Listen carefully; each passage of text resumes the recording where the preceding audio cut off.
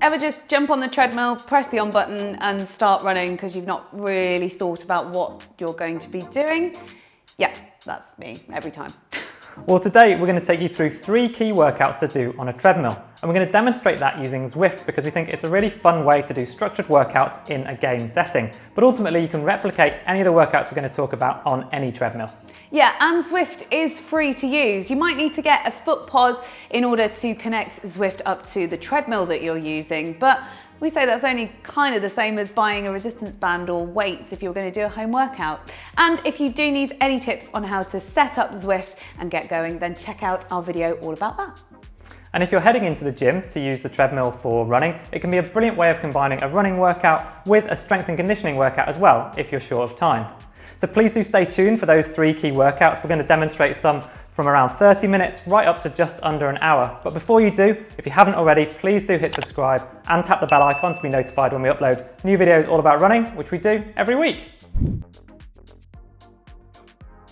So let's have a look at some of the reasons why you might want to move your run from outdoors to indoors. There are a few. So the first being weather conditions. So we might all say that we run whatever the weather, after all, skin is waterproof, but sometimes it is just too dangerous to take your run outside. Maybe it's icy or snowy.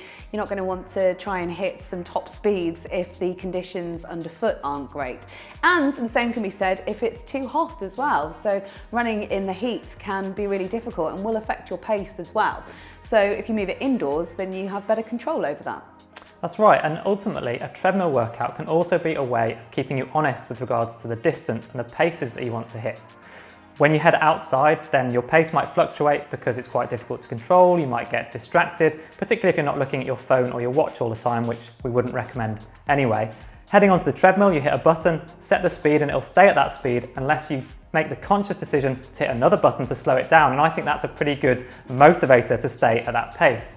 It can also be a great way of targeting a very specific pace if you've got a particular race coming up. So it can be a really good way of practicing and getting that pace dialed in. And we don't always live in the right place for the race that we're training for. So for example, you might have a hilly race coming up, but you live somewhere that's pancake flat. So you can simulate the elevation for your race using the inclines on the treadmill, and vice versa. If you live somewhere that's super hilly and all you want to do is practice some speed stuff on the flat, then you can use the treadmill for that as well. So we've had a look at some of the reasons why you might want to move your run from outside to inside. Now let's take a look at the workouts for you to try. This session is perfect if you're short on time, or maybe you want to do a bit of running as well as strength training whilst you're at the gym. So the ladders interval session focuses on running speed and fatigue resistance. So because you have to pick the pace back up towards the end of the session, it helps you stay strong towards the end of races. So go to Run Type on Zwift, select Training, and have a look at the drop-down menu for less than 30 minutes to burn. Ladder intervals will appear on this menu, and you can select that option. You can then click Edit Pace and make sure you've put in accurate times for the various distances, and Zwift will calculate the interval paces for you. Then click Workout to start. Worth quickly talking about shoes. Now, you should think about wearing specific shoes for your treadmill workouts in the same way as you might on the track or on the road if you're going to be running at a specific pace. So just because you're indoors doesn't mean that you shouldn't consider potentially wearing lighter or faster shoes to help you run more quickly. We start off with an 8-minute warm-up, gradually increasing the pace as we go. Once we finish that, we're into the ladder itself, with the first interval 1 minute long at 110% of your 5k pace, followed by a recovery of 1 minute at 70% of your 5k pace, and then gradually increasing the length of the intervals up to 2.5 minutes by 30 seconds each time, but dialing down the intensity. So the longest rep of 2.5 minutes is at 94% of your 5k pace. Then we go back up in pace and back down in duration. The percentages might sound complicated, but you don't have to worry about feeling what 110% or 70% of a particular pace is, because provided that you put in accurate times for your race distances in Zwift, then Zwift will work it all out for you, tell you what speeds to set the treadmill to, and then you just get on with your workout. So there's quite a lot of variety in the individual intervals in this workout, which should keep you entertained, stop you from getting bored on the treadmill. And there's some consistency as well. Each recovery is 1 minute at 70% of your 5k pace. The total distance will vary depending on your pace for this workout. So as you improve, you'll get quicker and therefore you'll cover more distance. So a great way to be able to track it. So this is a really quick option to be able to build some intervals into your running routine to help build speed and also fatigue resistance. Pretty tough one to start straight out the door. Just starting the longest effort, 2.5 minutes. A little bit slower, but I know this one's going to hurt.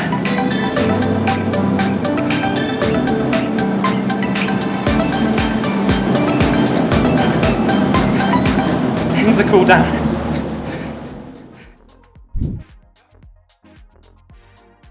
This next workout is a mix of hill and tempo effort. So it aims to get your legs stronger and your aerobic system fitter. So you'll do a mixture of 60-second hill efforts and 3 minutes of tempo running. So it's a lot easier to do this kind of session on a treadmill because you're able to control your inclines and then get back down onto the flat for your tempo efforts, which is actually quite difficult to achieve when you're doing it outside. The combination of hills and tempo is one of my favourite kinds of workout. When people ask me about the types of training that I did as a professional, then this is something that I point them to as one of my secret weapons. We start off with a 10-minute warm-up, and then we need to be thinking about the bulk of this workout, which is comprised of 4 double efforts. That's a 60-second hill effort, immediately followed by a 3-minute tempo effort. Your legs will start to feel like jelly as the lactate accumulates through those harder hill efforts.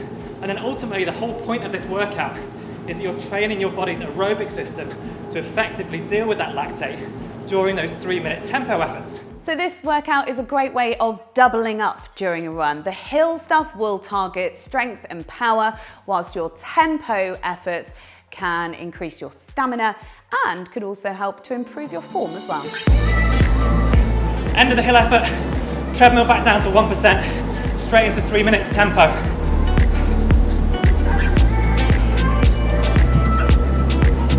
My coach always used to tell me run off the top of hills in cross country. That means getting to the top and pushing on. This is the final hill effort, then I'm straight into my last 3-minute tempo.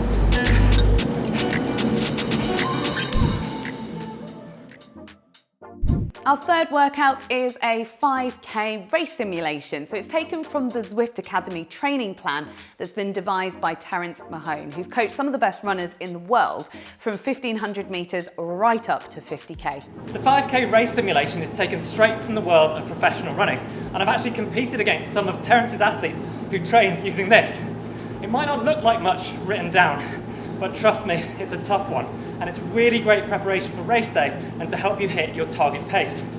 The bulk of this workout is spent alternating either side of your 10K pace, so some periods quicker and then some periods slower, with no true recovery. At least I don't describe 85% of my 10K pace as anything like recovery. Now, pacing this specific will be really difficult outside of a treadmill, so in this context, I'm really glad that that's something I don't have to worry about today.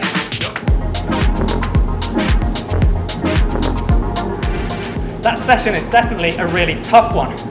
Race simulation workouts are a brilliant way of working on both your speed and endurance for shorter races, like the 5K. Now, it'll really start to hurt by the end, which is why it's a great idea to do that kind of workout on the treadmill, which keeps you honest. Set the pace and then just try and keep up. And it doesn't really allow for the momentary lapses in concentration that you might have if you're running outside. Hopefully that's given you a bit of inspiration for some workouts that you can try on the treadmill yourself rather than just getting on and turning it on, which is what I normally do. Have you got any treadmill workouts that you swear by? Let us know in the comments below. Let's share them with the rest of the Running Channel community, and we'll see you next time.